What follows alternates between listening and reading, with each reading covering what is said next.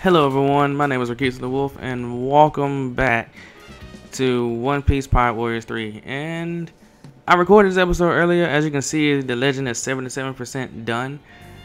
I actually recorded earlier, and sadly my commentary did not record, so I had to re-record this episode again. So let us get started on that.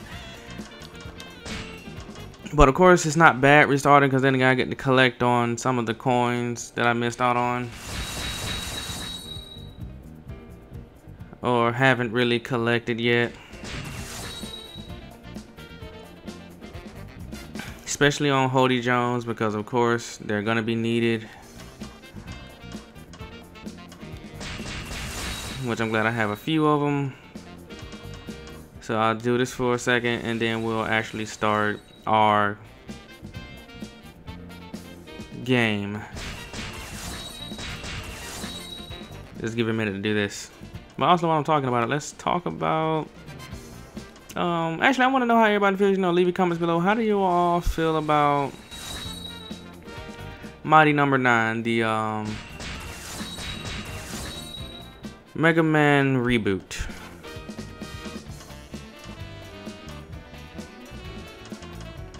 I have to say, I'm actually excited for it. I'm actually waiting on it to come out, because of course I love the Mega Man games, and of course when the Anniversary Collection came out, it gave me the opportunity to play them all, and I got to see what they incorporated. Of course, I got to see what I missed out on, and the difficulty level changed over the years. I guess I don't need that many coins anymore, because I've pretty much done everything up to this point. Yeah, but it gave me a chance to know exactly how difficult some things were, and hell, just in general, playing games now compared to playing games in the past do not compare. Because it seems like the simpler games are so much harder than the games we're used to now, because of course we're given tutorials, and actually we're given tutorials knowing that it's tutorials, instead of like back then, your tutorial was that stage, or as things went on, your tutorial happened of course upon getting whatever you got, or you would just test it out your freaking self.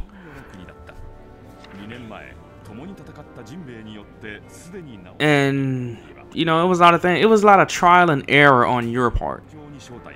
Of course, it still is like that today, but not it's not more as it was back then. Because like hell, Mega. I'm not gonna go into the whole how Mega Man used to work. Go to Eagle Raptor's channel. He talks about that. He actually starts a whole sequelitis, as it is called. A whole thing about how Mega Man evolved, and how you were supposed to be like, okay, this is how things work, and of course they put you in situations purposely so you can learn what they have added and what you can do, and pretty much how your whole set works.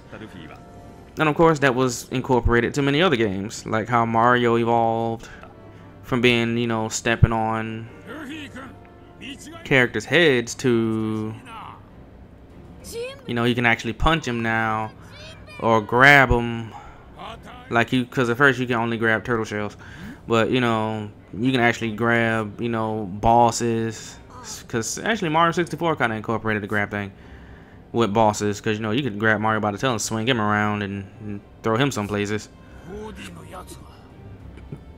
And it was just it just revolutionized a whole nother way of how Mario can be incorporated. And of course it was added and enveloped on. Of course, we got Mario Sunshine and Mario Galaxy, Mario World for the Wii, 3D World for Wii U, which gave us the it was pretty much just gave us a whole nother look.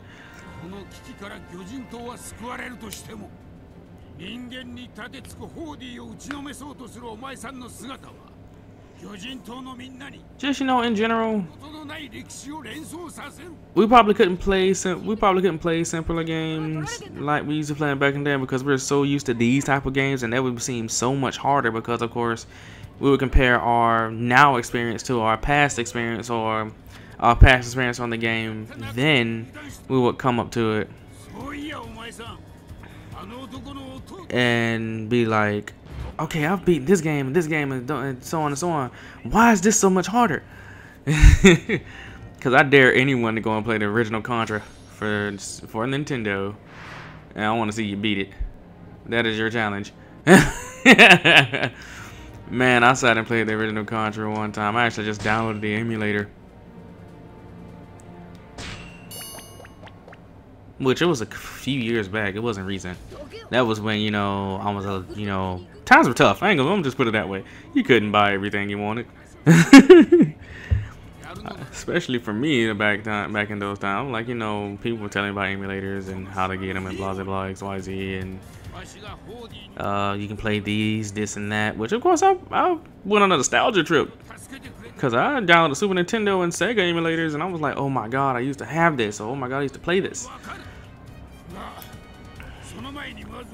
And you know, it brings you back to a simpler time where you actually enjoyed the game instead of picking it apart. Or like, oh, these graphics are shitty. You know, that whole chestnut and how that goes. I just enjoyed it through and through. The classics, well, hell, kids nowadays will never understand the classics. They will never understand where their games came from unless they actually, you know, bothered to like play their dad's and mom's old Sega or PlayStation, or you know, just kind of just watch some of these things on YouTube that goes into it. You know, retro gaming. There's nothing like a classic. There's nothing like something that you know you played and be excited about it, and like kids, they will never understand. Cause I remember watching one of the kids reacts, and they were like, you know, some of them didn't understand. One of them thought it was a cell phone case, which I thoroughly enjoyed laughing at him about, but at the same time, that I didn't, you know, give a big long hearty laugh, and I'm like, okay. It was just funny to hear that he thought it was a cell phone case, but you know, one of the kids actually knew what it was and understood, like, you know, this was the, you know, it was the grandfather of all freaking system, because they had a Game Boy. If I did not say that, they had a Game Boy, and it was like, you know, this is so on. Some folks said they felt sad for us. I'm like, man, y'all don't know the struggle. The first Game Boy, you know, they wouldn't understand how that worked. They wouldn't know that their Game Boys came from this. And of course, they brung retro gaming to, I think, both kids and teenagers. You know, they actually let them play the very first Contra. And like, they understood how hard it was. And like, for us back then, some of us actually beat it, can remember beating it. I beat it as a kid. After like several times of losing, failing, and you know, certain thing I knew I messed up on. But then again, it was just the time where, you know, we just played games to enjoy them and play them and just have something to do.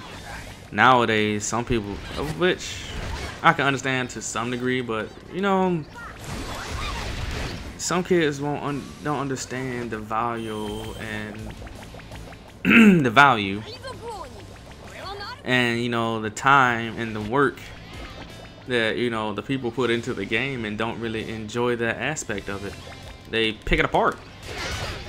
Now, some things I can agree on, because, you know, I pick at it myself and kind of point that out. Be like, okay, they could have done better on this, or, you know, that's something they could have done, or why did they not incorporate this? Why did they make the game boring compared to where it was before?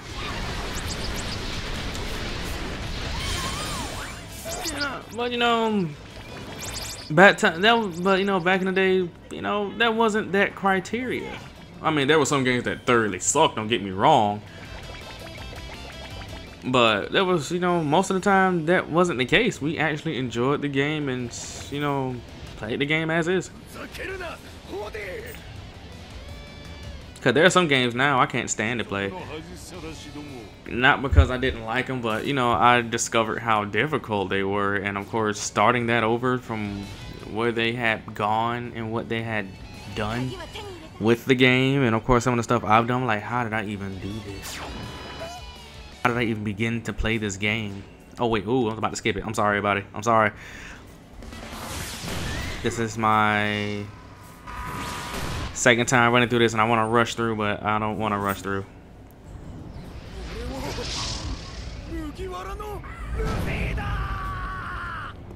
Oh, man. But yeah, back to retro gaming. You know, just, you know, at that time, we just appreciated. We just appreciated the game. We didn't really think much of the game. We just played it. Let's put it that way. Now I understand as you get older, you know, you start to understand, like, yeah, I don't know how I played this, or, you know, you start to see why you played this and start to understand it was a simpler time.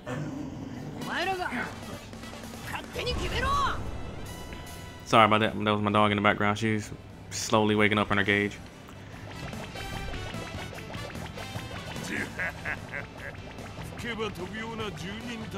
She's just waking up.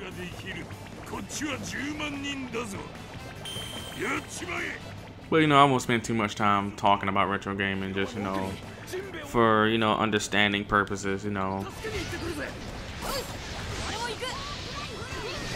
Just, you know, hell, gaming at that time wasn't, you know, too big of a thing. Wasn't too big of a thing for us as kids, unlike they are now, because, you know, game has revolutionized and become better since, you know, our younger days. I know some of us can remember having a PlayStation. I mean, come on. My first game was Crash Bandicoot, as it was for probably many of us who had one back in the day. That or Spyro the Dragon. And, you know, that's when I really started to get into RPG games, too, because my very first RPG game that I know I actually paid attention to and was like, okay, this needs my attention, was Final Fantasy VIII. That was my very first PlayStation game.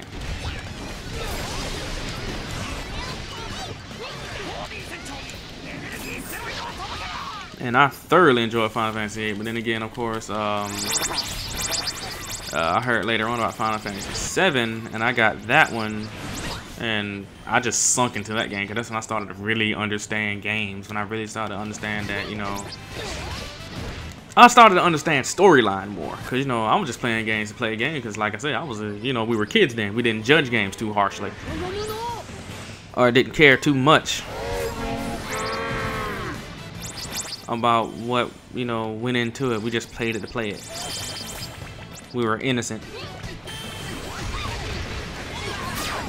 But when I started to understand slowly on how things were, hell, I played the hell out of Final Fantasy VII. That's my favorite Final Fantasy game. Like, #1 when it comes to the Final Fantasy series. Next will have to be 10. Then we go back to 9, 8. The first 13. Not the other ones. I mean, 13-2 wasn't bad, but when they did the one with lightning, that's when you're like, okay, they went a tad too far. Now they could have just turned that one in easily into a beat 'em up, which they should have, instead of making it still turn-based. But I noticed a new thing they did. They kind of like incorporated like 13 with Final Fantasy X-2, which X-2 was a very good game.